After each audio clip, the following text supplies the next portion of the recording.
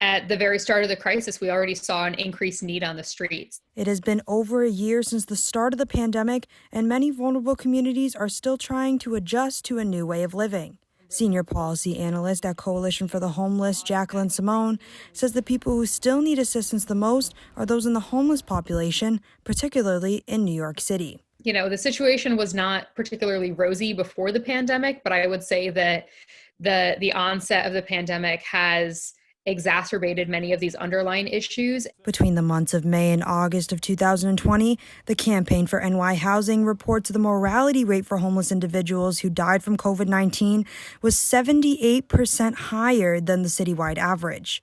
Over the course of the pandemic, Coalition for the Homeless has continued some of its programs, such as its mobile soup kitchen, which runs in the Bronx and Manhattan, as well as ensuring people are staying healthy and protected. We began making sure that we had more food, as well as, like I said, masks, hand sanitizer, all of the items that people need to protect themselves. Although Coalition for the Homeless is continuing to care for the vulnerable population, Simone says the state and federal government needs to step up and provide help for citizens struggling with housing. This crisis has really underscored the fact that housing is healthcare, and people who are homeless, who don't have that basic stability and privacy of a home of their own, who are disproportionately people of color, are at highest risk of being infected and potentially of dying from this deadly virus.